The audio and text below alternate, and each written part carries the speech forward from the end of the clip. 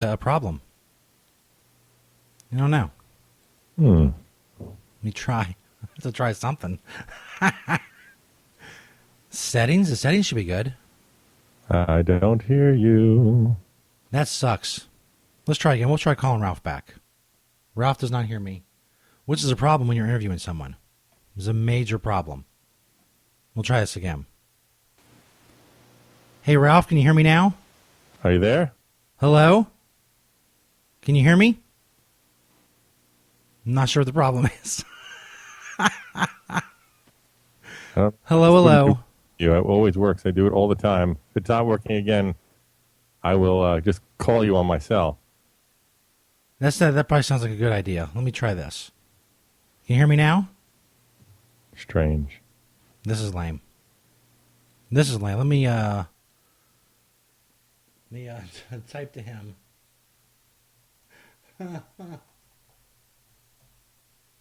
Let me give him the number. Oh, shit. What did I just get done saying? About the technical issues? I said hopefully they won't extend to the Skype, but here we are.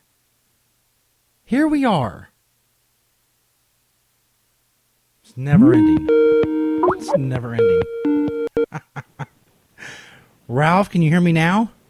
I hear you now. I'm not sure why I didn't hear you. Did you hear me? Yeah, I could hear you. We were having a conversation without hearing each other, or at least without you hearing me. I was listening online. I heard you say that you were having computer issues, so I was figuring maybe that had something to do with it. I had just got done saying hopefully the issues I was having on this computer didn't extend to the other computer and the Skype, and there you go, right off the bat. Oh, yeah, because I actually recorded my radio show this morning, so I do with a co-host in Pennsylvania. So I know that it's working on my end. Yeah, I'm sure it's something to do with my end. I'm notorious for the technical issues. I think it adds character to the show, I guess. Poop happens, my friend. That's right. Indeed it does. We are uncensored here, so you don't have to hold back. Okay, well, maybe I'm just a very gentle, polite man. Maybe. That's your prerogative. So anyway, thank you for being on the show as we finally get things absolutely connected here. I know you started, I checked out a lot of your interviews and stuff. You started as like a club promoter and DJ and stuff, and that's how you kind of worked in the radio. Can you give us a little bit of background about how you got to the radio portion of your career? Yeah, absolutely. I was started out running dance clubs when I was a kid, and then switched over to rock clubs. And during that era, I worked at some of the biggest rock clubs in New York, Limelight, L'Amour, like these very famous clubs. I became kind of friendly with a lot of rock and roll people, but lost touch with them over a decade where I got involved with being a strip club DJ. I was running a restaurant. I was doing all these different things, and then always wanted to try and get into radio. And while I was working at a strip club as a DJ, some guy started. He was a brand new DJ who had a great voice, but I could tell he had no idea what he was doing in the strip club. So I went up to him and I said, "Listen, dude, you seem like you know what you're doing on the mic, but you have no idea what you're doing in a strip club. Am I right?" And he goes, "Yeah, it's my first day, but I work in radio." And I said, "I will make you a deal. I will teach you everything you need to know about strip club DJing if you get me an audition at the radio station, because I've always wanted to do radio." And that's exactly what he did. 2-3 months later, he brought in the program director. The guy heard me for like an hour in the club and said, "All right, man, if you come to the station," which was an almost 2-hour drive from my house, "tomorrow morning at 8 a.m., we'll talk about you working there." And I lived in the city, and this was really out in Jersey. I didn't get home till 3 o'clock in the morning from the strip club DJing. I slept for about 3 hours and drove 2 hours to have a 10-minute meeting with him to tell me to come back around 11 p.m. that night and train with the overnight guy. And that's how I got started.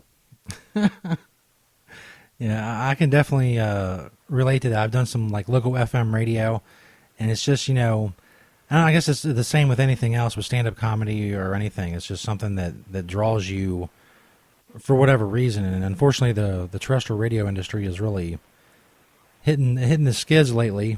But Oh, thankfully, lately it is deader than dead, my friend. thankfully we got the internet and the podcasts and all that shit to keep us going.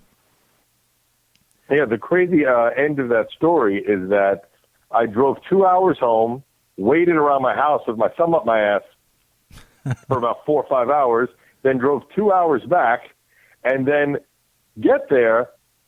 It's one of these, and anyone that's ever been in radio would know this, but a lot of people may not know, but it's very common that like 6 stations in a market will be in one building, but the company will own like a rock station, a country station, a news station.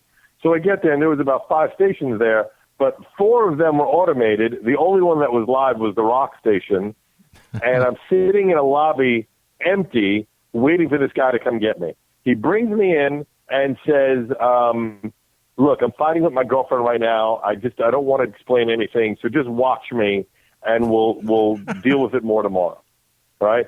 So I'm watching him, and literally he'll do a mic break.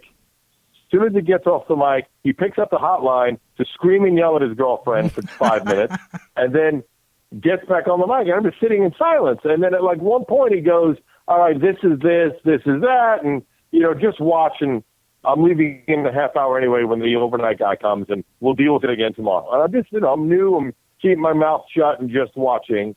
But 11:45, midnight, the overnight guy doesn't show. And this guy is so pissed at his girlfriend, he doesn't want to be there. He looks at me, he goes, you know what, man? Good luck. And he left me there, and I worked a midnight to 6 shift with literally 30 minutes of half-ass training. Wow. It sounds like it really adds something to the show if you could like just get into arguments during the breaks. Really, yeah, well, pick up the energy. It would be great if the radio let you actually air those calls. Maybe radio wouldn't be dying. So you've been doing the tour bus for a long time. How'd that get started, and how's it? I know it's grown a lot over the years. How'd you get started with that? It was at that station, which is funny because that next morning the program director comes in and still sees me there at 6 a.m. and says, "What the fuck are you doing here?" I told him the story. He goes, "Well, I guess you got a job." So I started doing overnights 2 nights a week for about 3 months. And then I always had this idea for a show which was playing all the music I grew up with, 80s rock, Guns N' Roses, Motley Crue, Van Halen. At the time, nobody was playing that on the radio. Now you hear it, but this is 12, 13, 14 years ago. So I pitched the idea of the show. They said, there's no way you could do it on your own. You've done 4 overnight shifts. You're crazy. You have to talk one of our jocks into doing it. So my first co-host was this guy, Matt, the one who was from the strip club. I talked him into doing it with me, and we started on that station. And 6 months later, the show went to #1 in the ratings. So I brought it to the biggest station in Jersey, talked them into airing it. 6 months later, the same thing, #1 in the market for that station. And I started deciding, well, maybe we can get syndicated. So I started walking around the radio station looking for discarded syndicated radio show packets. And I just wrote a list of all the syndication companies because I knew nothing about it. And I mimicked it and made my package to look like their packages and sent it out to the 11 or 12 networks that were there at the time. Now I don't think any of them exist anymore. And I got a call back from 2 of them. One of them took the show. And within a year, I had my own syndicated radio show. Wow. I know during this time... But the funny thing is that I'm sorry? No, go ahead. I was saying the funny thing was in the first 6 months, I didn't know. I thought, like I think a lot of people think, when you get syndicated, that's it. You're making Howard Stern money. I didn't realize that being syndicated didn't mean anything. It's actually, we were syndicatable, meaning people could take us around the country, radio stations, but if they didn't take the show, we weren't making money.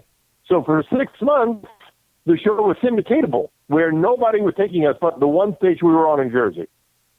So after a show one night where we finished at midnight, we packed up a car, drove down to Miami, which was a 24-hour drive straight through, the whole time down just switching the dial on the radio, listening for any station that would play any rock and roll. And if they played it, we wrote down the call letters, we wrote down the city we were in, and then when we got to Miami, we looked up all those stations, we made 15 meetings, snaked our way back up the East Coast, came back with 5 stations just in time for the next show. Damn. A week later. That's some, I guess that's next level hustle, as the kids would say. Yeah. Yeah. Guerrilla tactics. Absolutely. So I know at some point during all this, you get booked on the show, or you're the subject of the show, Queer Eye for the Straight Guy, which some people may remember. It was a big show several years ago. How did that come about? 10 years ago. Yeah. My second, there's only been 3 co-hosts of the tour bus in the 13 years it's been on the air. My second co-host, a woman named Stacy, had seen the pilot episode. And she came into the studio and said, I have the best idea. It's going to get us all the press in the world, and this would be perfect. And she showed me the website. I downloaded the application form. I found the worst picture of myself I could find, and I tried to make myself sound like a real sorry sack of shit. And they literally called me 2 days later because they were looking for someone in radio. And we filmed that year, which was in 2004, and it was the number 1 most watched episode of that show for the entire series. I was watching some of it today, and the first thing that struck me, besides the very over the top intro that the show had, was and I don't know, I guess what you said about your picture. This was kind of your design when you know that the guys are coming and the cameras are coming, and there's already another camera crew there or whatever. Is it just your idea for it to be so messy and so fucked up, or was that something the producers kind of said, just don't clean anything, don't touch anything, we'll just, we'll bust in there and we'll do that? How did it, was there ever any thought of making it less clean or whatever? My thought process was, because I am a very clean, immaculate, like I have slight OCD, so I'm very clean, but my thought process was that does not make for good television. Yeah. They certainly didn't tell me anything. The show was done pretty real. If you ever seen the episode, anyone that's listening, every shot was one take. There was very minimal direction. The only time we had to take a second shot was at one point during one of the shoots, like a mic fell or something, so we had to stop and shoot over again. But everything that happened was 100% real, The only thing that was fake is that, I made the place look as terrible as possible. I stopped shaving. I was like just leaving things around. Like I just wanted it to be a mess for like 2 weeks before they came. And then B, they make it like it's a day, but it's actually a week that you film. So that's the other difference. But those two things were the only real changes. But I just, coming from an entertainment background, there is something to be said for, theater of the mind. You want things to come off more entertaining. Absolutely. So what's funny if they come over and the whole place is immaculate? It's not funny. So you also have been mentioning to the people, to the listeners, before I called you, the podcast. I guess at some point, like the 98% of other people on the internet, you decided that a podcast was the thing to do, as we all eventually get around to doing. How did the Sex, Drugs, and Rock and Roll podcast start? The SDRshow.com, by the way, for those listening. How did that get started, and if people listen, what can they expect? Yeah, well, the way it started is funny, is that one of the other things I've been doing for 8 years now, is I host these rock cruises. There's 2 of them. One is called Shiprocked, which is generally in January, and one is the Motorboat, which is the Motorhead cruise, which is generally in September. And I've been hosting them for Motorhead cruise is only 2-3 years old, but Shiprocked is 7 years old. And every year I've been doing that. And about 3 years ago, 2-3 years ago, they asked me, because I give advice on what bands I think should be on the boat and, who would do well on the boat, etc. They asked me if I knew any rock and roll comedians. And I said, well, there's one guy I know, he's, very funny, and there was a comedian by the name of Big J. Okerson. Yeah. And I just think he's hilarious, and this is 3 years ago. He's much more popular now. At the time, he wasn't as well known. And I was just casually friends with him. He had come on my radio show on the tour bus once, but we've stayed casual friends. So I booked him on the show, on the boat. I got him on the boat. And they ended up having him and I co-host a lot of events together. And all we did the whole time was make each other laugh. So at the end of it, he said to me, I have a pretty popular podcast. He has another show called Legion of Skanks. He says it does pretty well. We get a lot of